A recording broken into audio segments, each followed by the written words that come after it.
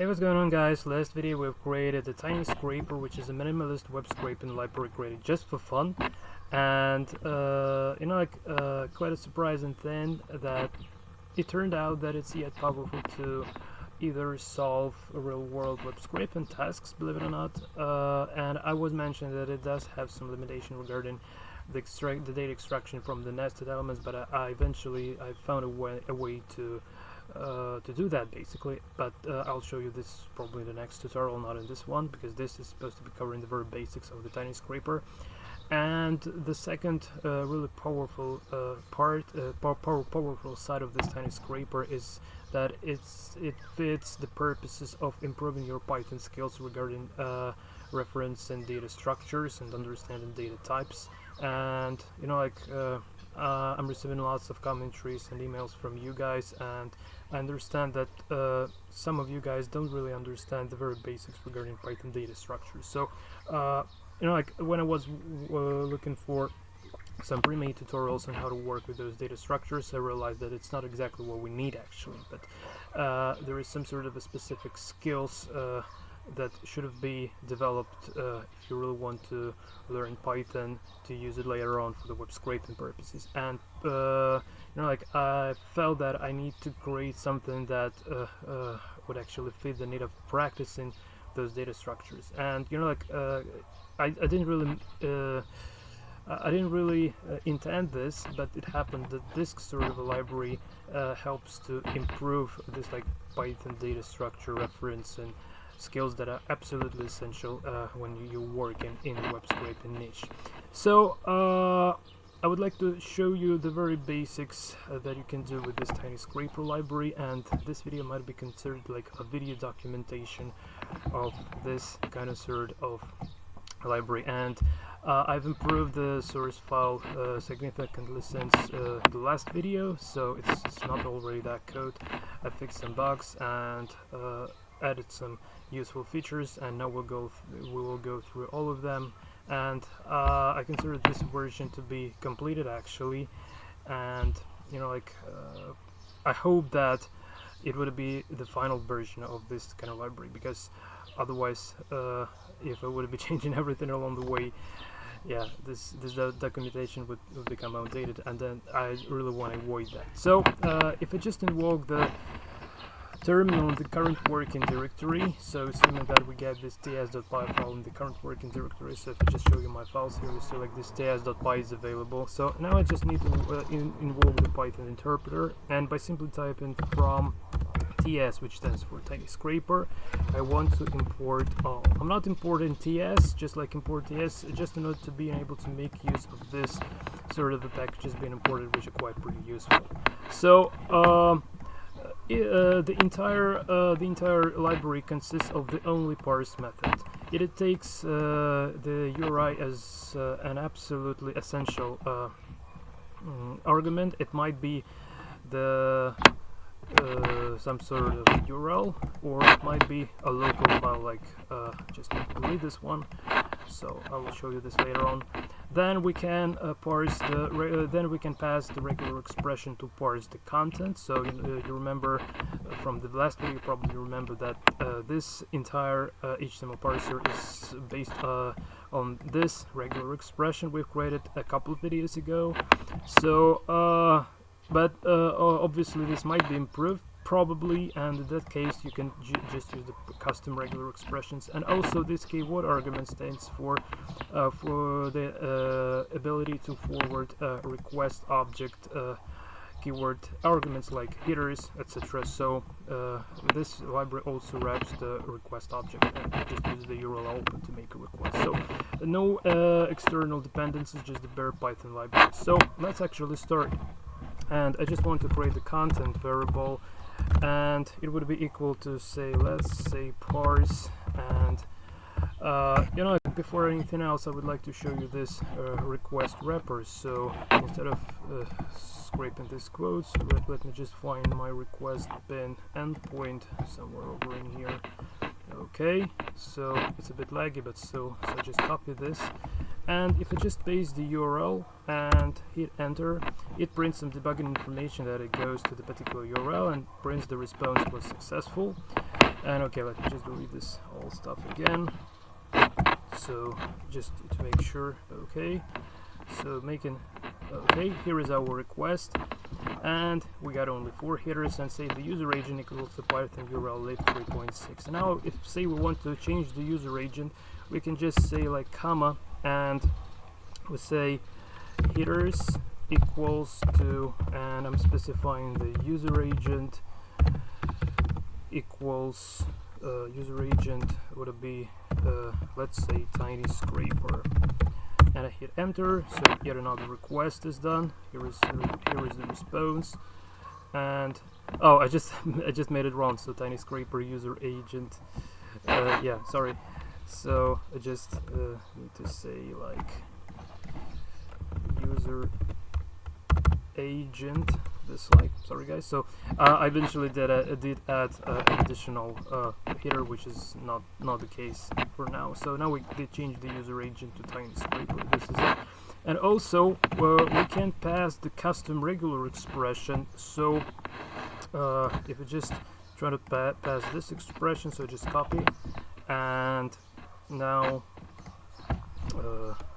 again like right over in here I can simply paste this regular expression, and sorry, so I just need to specify this R and quotes as well. So this like string regular expression string, so paste, and now it does the same, but also it prints that it is using the custom regular expression.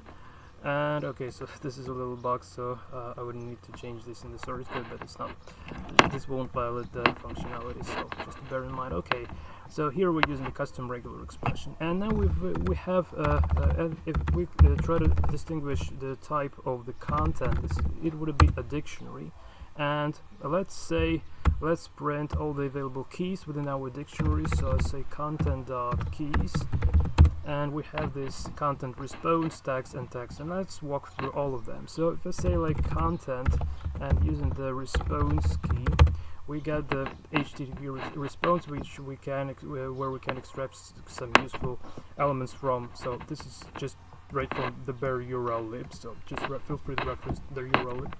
So this is the bare URL lib response object to work with. Say you could have extracted this response status code that I did.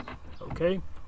So the next thing to consider is actually the textual part of the response, and here we got the JSON data. In case of HTML files, there would be some sort of a HTML text, and the text won't work now because it's the JSON source, not the HTML source, so no text were extracted, and that's quite pretty understandable. So you see, like we did use the URL, then the custom regular expression. Also, the custom regular expression is optional, so we just can get rid of this at all, like this. Okay, so here we got our okay guys, I'm just sorry, I really want to change this custom regular expression before I forget it completely. So custom regular expression, so here this like save, and now I just actually need to reload this stuff. So just invoke Python again and say from ts import all, and content equals to parse. And okay, so now we've done with this URL. We're going to inspect the headers or some sort of a keyword arguments being read by this parse function, and referencing the request object from the URL lib. So now let's consider the bare HTTP quotes dot to scrape.com, and here we got the response. But also let me just specify this custom regular expression here, and I hope that it would be printed nicely. Yeah, using custom regular expression, and this one, the regular expression is being used. So this is absolutely nice.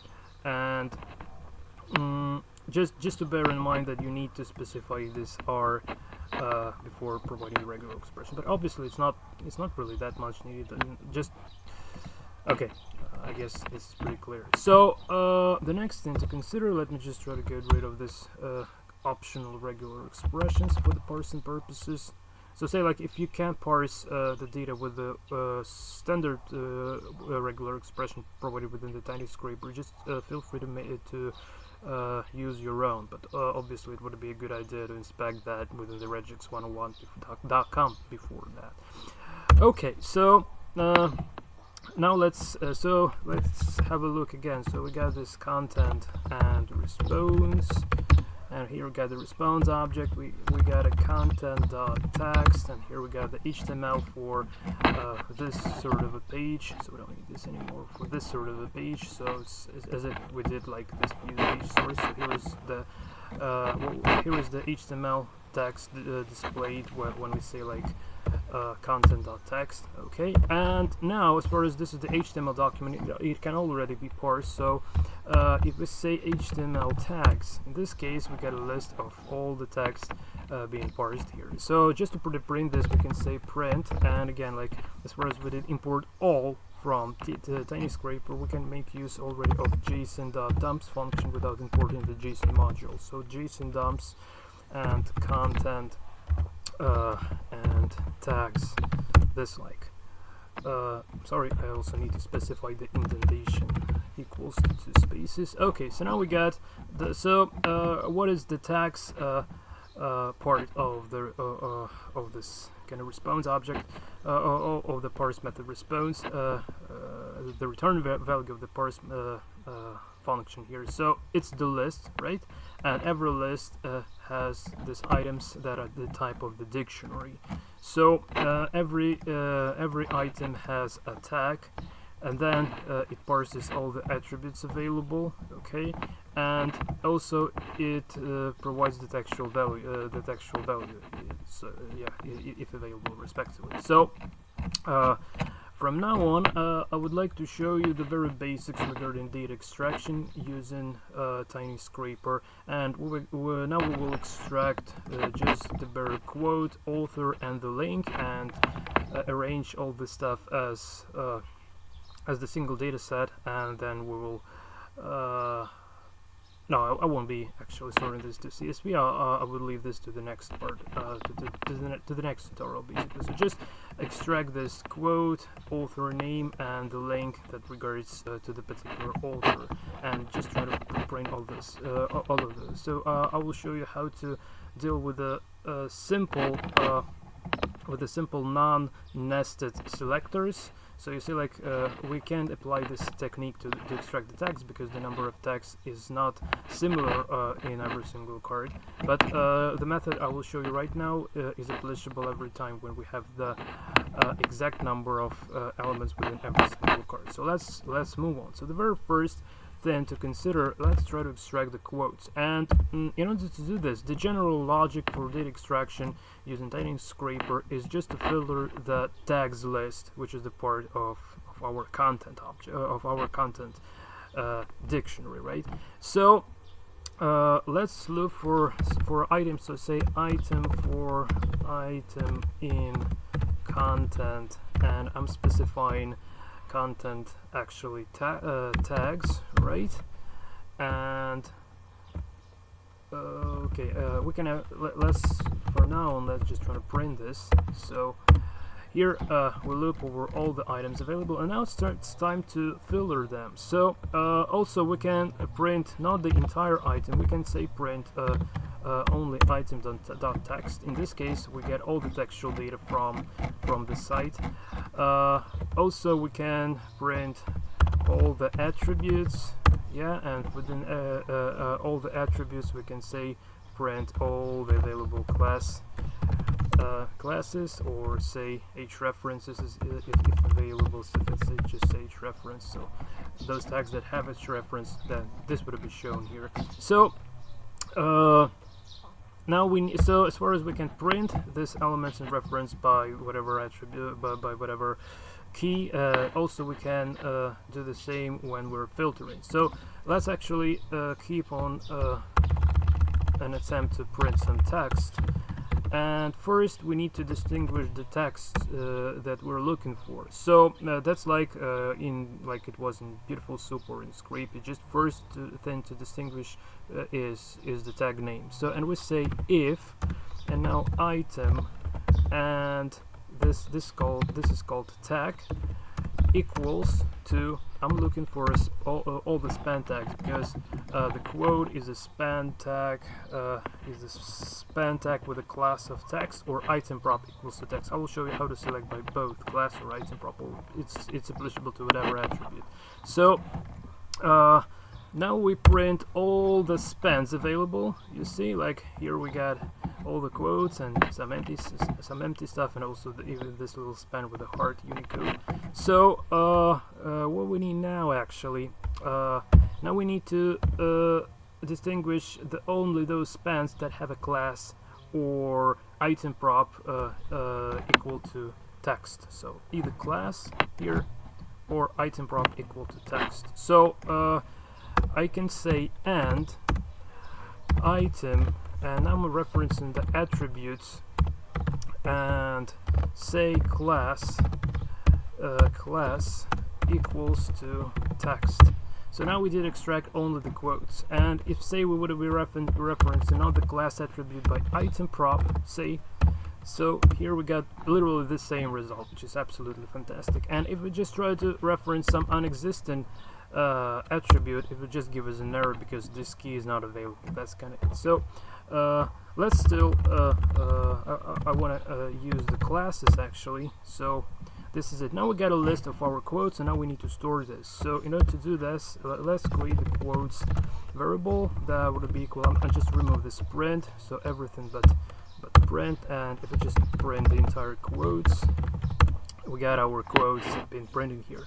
So now let's consider somewhat similar, but we would be looking for the small tag. Okay, so the author is the small tag, and class equals to author, or item prop equals to author as well.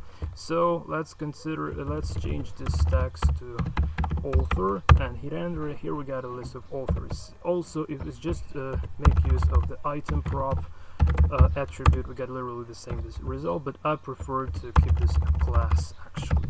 So this is kind of it. And now let's store our authors. So authors would be equal to this part, and I just get rid of this print statement and just print all the authors.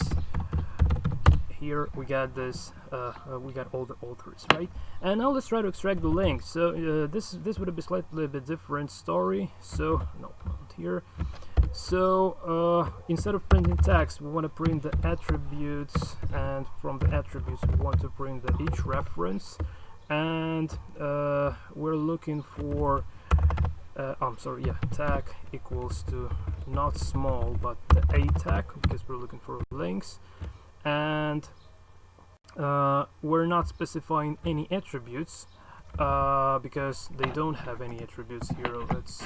Let me just show you this author. So no attributes, but we can distinguish by the text. So all the authors have this about within its text, within its textual node. So I can simply say, like here, just text equals and about this, like, and hit enter, and now we got the list of all the URLs for every single author available. Now let's store this stuff as well. So URLs would be equal, and just get rid of this print statement again, and just want to print the URLs. Okay, we got our URLs. So now I want to show you one little thing. So have a look at the length of the quotes. It's 10. The length of the authors, it's also 10, and the length of the URLs is also 10. So if we have the similar length to all the lists, we can actually map every single quote to author and to the author URL respectively. And in order to do that, I'll make use of another loop. So let's create the index variable for index in, and I'm using the range of values from 0 and to the length of whatever of these guys, but let's consider quotes. So and here so let's just try to first I just want to show you, like, just printing this index. So we just, it's pretty trivial. So I'm not going to be printing the index, but I just want to create this dictionary data structure to actually make use of a mapping. So here I specify the quote, and it would be equal to quotes indexed by the index. Okay, so now we got every single quote here, and then let's specify, so comma and author, and here we reference the authors by the index again. So now we get the quote and the corresponding author. Okay, and also we need to add the URL, the author URL. So again, like comma and URL, and now we reference the URLs, URLs, right, indexed by the index. Okay, now we got the corresponding URL being mapped as well. So now I just want to store this to the let's say data equals, and I just want to get rid of my print statement here because I don't need this anymore really, and this like data.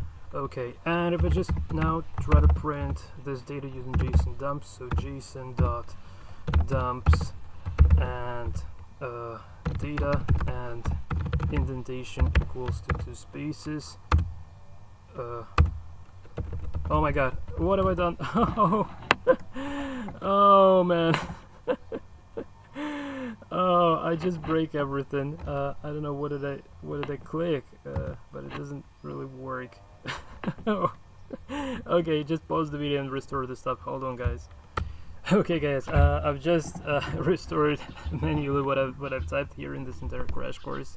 So the very last thing to consider is actually try to print this data using JSON dumps command. Okay, so print and JSON dot dumps and data and indentation equals to 2 spaces. And oh my god, this is it basically. So here we got actually 10 the 10 cards being parsed. So we got a quote, the author corresponding mapped to this particular quote, and the URL for this author again, like the URL also mapped to this author as well. So this can be visually seen basically.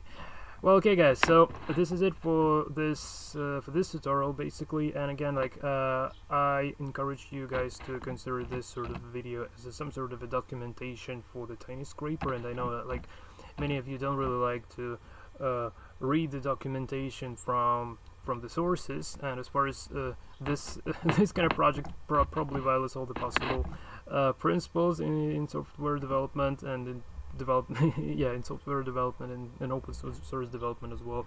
So why not to violate one last principle, to just avoid providing the documentation in that actual format, but instead have this video crash course. Okay guys, so you see, like I hope you realized the power behind this really tiny but yet powerful library. And in the next tutorial I will show you how to scrape all kind of things from this close to scrape, and in particular I will show you how to mimic recursive selector, recursive selecting of the cards here. So we want to make use of some sort of an indexing, but this again like would be the topic of the next tutorial. So see you next video. Until the next time, and take care.